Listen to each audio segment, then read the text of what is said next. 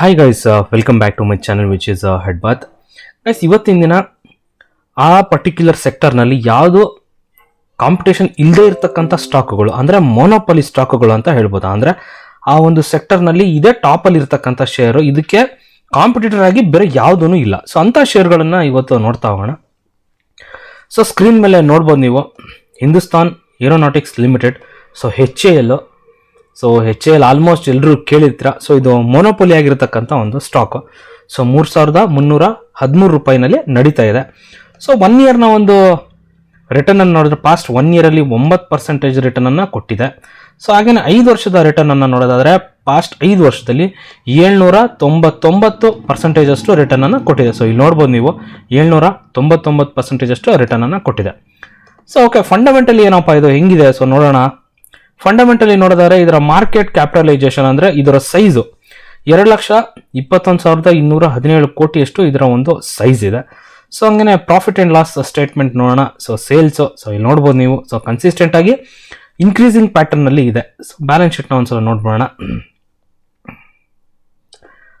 Okay, profit and loss ಸ್ಟೇಟ್ಮೆಂಟಲ್ಲಿ ನಮಗೆ net ಪ್ರಾಫಿಟನ್ನು ನೋಡೋಣ ತಡೀರಿ, ಯಾಕಂದರೆ ಅದೇ ಇಂಪಾರ್ಟೆಂಟ್ ಆಗಿರ್ತಕ್ಕಂಥದ್ದು. ಸೊ ಕಂಪ್ನಿ ಹೆಂಗೆ ಏನು ಪ್ರಾಫಿಟ್ಸನ್ನು ಮಾಡ್ತಿದೆ ಅಂತಕ್ಕಂಥದ್ದು ತುಂಬ ಸಖತ್ ಮ್ಯಾಟ್ರ್ ಆಗುತ್ತೆ. ಸೊ ನೆಟ್ ಪ್ರಾಫಿಟನ್ನು ನೋಡ್ಬೋದು ನೀವು ಇಲ್ಲಿ 2013ರಲ್ಲಿ 2,900 ಇರ್ತಕ್ಕಂಥದ್ದು. ಸೊ 2024ರಲ್ಲಿ 7,595 ಕೋಟಿಯಷ್ಟು ಒಂದು ನೆಟ್ ಪ್ರಾಫಿಟನ್ನು ಕೊಟ್ಟಿರ್ತಕ್ಕಂಥ ಕಂಪ್ನಿ ಇದು. ಹಾಗೆಯೇ ಪ್ರಮೋಟರ್ಸನ್ನು ನೋಡೋದಾದರೆ 71% ಪ್ರಮೋಟರ್ಸ್ ಇದ್ದಾರೆ, 12% ಫಾರಿನ್ ಅವರು ಇದ್ದಾರೆ, ಡೊಮೆಸ್ಟಿಕ್ ಅವರು 8% ಇದ್ದಾರೆ, 0.03 ಅಷ್ಟು ಗೌರ್ಮೆಂಟ್ ಇದ್ದಾರೆ. ಇನ್ನು ಉಳಿದಿದ್ದು ಏನು ಪಬ್ಲಿಕ್ಸ್ ಅಂದರೆ ನಿಮ್ಮಂಥವ್ರು 7% ಜನ ಇದ್ದಾರೆ. ಸೊ ಓಕೆ, ನೆಕ್ಸ್ಟ್ನ ನೋಡೋಣ. ನೆಕ್ಸ್ಟ್ ಯಾವುದಪ್ಪ, IRCTC, Indian railway catering and tourism corporation. IRCTC ಏನು ರೈಲ್ವೆ. ಸೊ ಆ್ಯಕ್ಚುಲಿ ನಮ್ಮ ಇಂಡಿಯಾದಲ್ಲಿ ರೈಲ್ವೆ ಈಗ ಇನ್ನೂ ಕೂಡ ಪ್ರೈವೇಟೈಸೇಷನ್ ಆಗಿಲ್ಲ. ಸೊ ಆದ ಕಾರಣ ಯಾವುದೇ ತೆರನಾಗಿರ್ತಕ್ಕಂಥ ಪ್ರೈವೇಟ್ ಪ್ಲೇಯರ್ಸ್ ಯಾರ್ಯಾರು ಇಲ್ಲ. ಸೊ ಇಂಡಿಯಾದಲ್ಲಿ IRCTC ಈಸ್ ಈಕ್ವಲ್ ಟು IRCTCನೇ. ಸೊ ಅದಕ್ಕೆ ಸಪ್ಲಿಮೆಂಟ್ ಆಗಿ ಬೇರೆ ಯಾವುದು ಕಂಪ್ನೀಸು ಇಲ್ಲ. ಸೊ ಓಕೆ, ಅಂದರೆ ಅಲ್ಲಿ ಏನಾಗುತ್ತೆ, ಏನೇ ಪ್ರಾಜೆಕ್ಟ್ಸ್ ಬಂದ್ರು ಏನೇ ಇದ್ರು ಅವರೇ ಮಾಡಬೇಕು, ವಿಧಿ ಇಲ್ಲ. ಸೊ ಅಲ್ಟಿಮೇಟ್ ಆಗಿ they have to handle. So 711 ರೂಪಾಯಿ ಅದರ ಒಂದು current market price. 1 year return ನೋಡೋದಾದ್ರೆ ನೀವು ನೋಡ್ಬೋದು -24% ನೆಗೆಟಿವ್ ಅಲ್ಲಿ ಕೊಟ್ಟಿದೆ. ಪಾಸ್ಟ್ 5 ವರ್ಷದಲ್ಲಿ 84%. ಸೊ ಹತ್ತತ್ರ 85% ಅಷ್ಟು ರಿಟರ್ನ್ ಅನ್ನು ಕೊಟ್ಟಿದೆ. ಆಕ್ಚುಲಿ ಫಂಡಮೆಂಟಲಿ ಚೆನ್ನಾಗಿರ್ತಕ್ಕಂಥ ಶೇರಲ್ಲಿ ನಾವು ಏನು ಮಾಡ್ಬೋದು, ಏನು ಎಕ್ಸ್ಪೆಕ್ಟ್ ಮಾಡ್ಬೋದು ಅಂತ ಹೇಳಿದ್ರೆ ಮ್ಯಾಕ್ಸ್ ಟು ಮ್ಯಾಕ್ಸ್ ನಾವು 100% ರಿಟರ್ನ್ ಅನ್ನು ಅದು 5 ವರ್ಷದಲ್ಲಿ ನಾವು ಎಕ್ಸ್ಪೆಕ್ಟ್ ಅನ್ನ ಮಾಡ್ಬೋದು. ಓಕೆ, ಮಾರ್ಕೆಟ್ ಕ್ಯಾಪಿಟಲೈಸೇಷನ್ ನೋಡೋದಾದ್ರೆ 56,800 ಕೋಟಿಯ ಒಂದು ಮಾರ್ಕೆಟ್ ಕ್ಯಾಪಿಟಲೈಸೇಷನ್ ಅನ್ನ ಇದು ಹೊಂದಿದೆ. ಹಾಗೆಯೇ ಸೇಲ್ಸ್ ನೋಡ್ಬೋದು ನೀವು. ಸೊ ಇಲ್ಲಿ ಸೊ ಇನ್ಕ್ರೀಸಿಂಗ್ ಪ್ಯಾಟರ್ನ್ ಅಲ್ಲೇ ಇದೆ. ಸ್ಟಾರ್ಟಿಂಗ್ 2021ಲ್ಲಿ 540 ಇದ್ದಿದ್ದು 540 ಕೋಟಿ ಇರ್ತಕ್ಕಂಥದ್ದು ಇವಾಗ 1,000 ಕೋಟಿಯಷ್ಟು ಒಂದು ಸೇಲ್ಸನ್ನು ಮಾಡಿದೆ. ಸೊ ನೆಕ್ಸ್ಟು ಹಂಗೆ net profit. So net profit matter ಆಗುತ್ತೆ. 290 ಇರ್ತಕ್ಕಂಥದ್ದು ಇವಾಗ 308 ಆಗಿದೆ. ಓಕೆ ಸರಿ, ಅಂದರೆ ಏನಪ್ಪ ಇವೆಲ್ಲ ಅಂತ ಹೇಳಿದ್ರೆ ಲಾಂಗ್ ಟರ್ಮಲ್ಲಿ ನಾವು ಹೋಲ್ಡನ್ನು ಮಾಡಬೇಕಾಗತ್ತೆ. ಇದನ್ನು ಓವರ್ ಆಲ್ ಏನು ಒಂದೇ ರಾತ್ರಿಗೆ ಬೂಮ್ ಆಗಿಬಿಡುತ್ತೆ, ಯಾವುದ್ರಲ್ಲೂ ಕೂಡ ಆ ಥರ ಆಗಲ್ಲ. ಓಕೆ, ಪ್ರಮೋಟರ್ಸ್ ಅನ್ನು ನೋಡಿದ್ರೆ 62% ಪ್ರಮೋಟರ್ಸ್ ಇದ್ದಾರೆ. ಒಂದ್ಸಲ ಯಾರ್ಯಾರು ಇದ್ದಾರೆ ಪ್ರಮೋಟರ್ಸ್ ಅಂತ ನೋಡ್ಕೊಂಬೋಣ. So the president of India, so ಅಂದರೆ ಗೌರ್ಮೆಂಟ್ ಕಂಪನಿ ಇದು. ಸೊ ಏನು ಕಂಪ್ಲೀಟ್ 62% ಕೂಡ ಗೌರ್ಮೆಂಟ್ ಅವರೇ ಹೋಲ್ಡ್ ಮಾಡ್ತಾರೆ ಇದನ್ನು.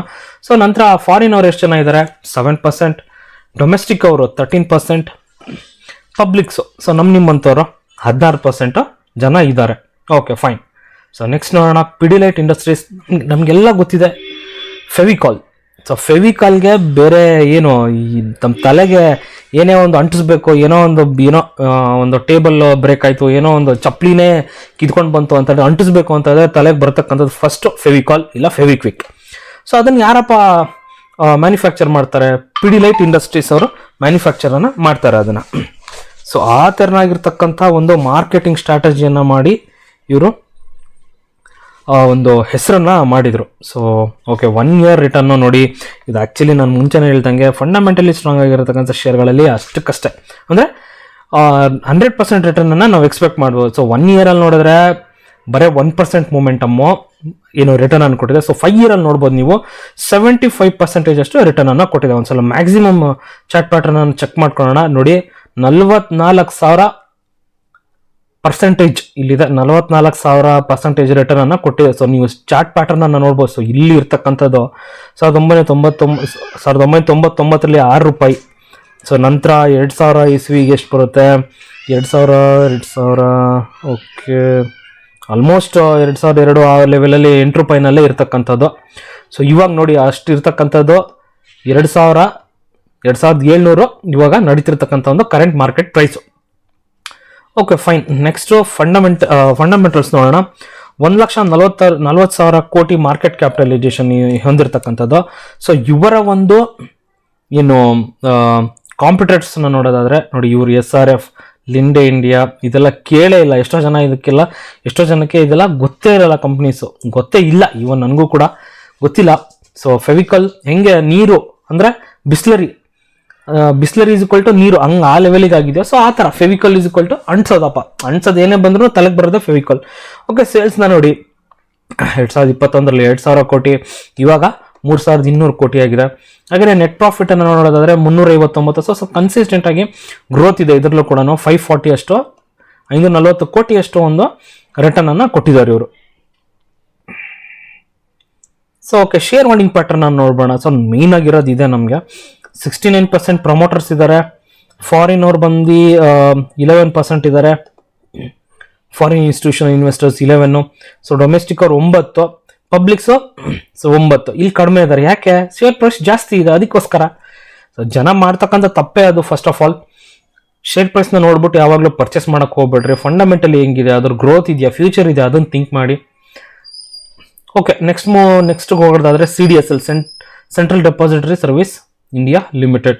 ಸೊ ಕರೆಂಟ್ ಮಾರ್ಕೆಟ್ ಪ್ರೈಸ್ ನೋಡ್ಬೋದು 1,178. ಸೊ 1 ಇಯರ್ ಚಾರ್ಟ್ ಪ್ಯಾಟರ್ನ್ ನೋಡಿದ್ರೆ 28% ರಿಟರ್ನ್ ಅನ್ನು ಕೊಟ್ಟಿದೆ. ಹಾಗೆ 5 ವರ್ಷದ ಚಾರ್ಟ್ ಪ್ಯಾಟರ್ನ್ ಅಲ್ಲಿ 718% ಅಷ್ಟು ಒಂದು ರಿಟರ್ನ್ ಅನ್ನು ಕೊಟ್ಟಿದೆ. ಸೊ ಮ್ಯಾಕ್ಸಿಮಮ್ ಚಾರ್ಟ್ ಪ್ಯಾಟರ್ನ್ ನೋಡಿ 801%. ಸೊ ಇದ್ರಲ್ಲಿ ಯಾರು ಕೊಡ್ತಾರೆ ಇದನ್ನೆಲ್ಲ?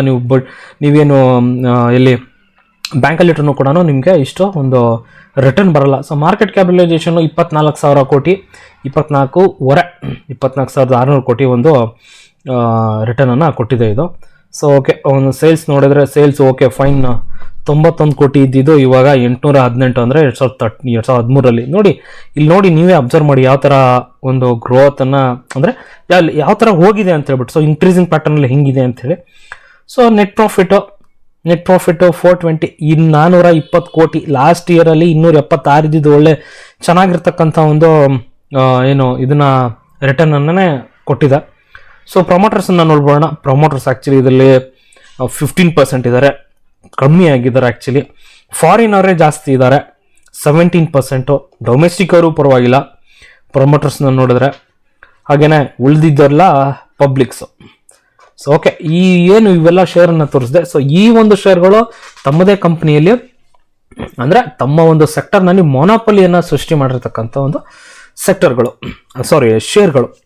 So okay, I hope guys video ಇಷ್ಟ ಆಯಿತು ಅನ್ಕೋತೀನಿ. ವಿಡಿಯೋ ಇಷ್ಟ ಆದರೆ ಒಂದೇ ಒಂದು ಲೈಕನ್ನು ಕೊಡಿ.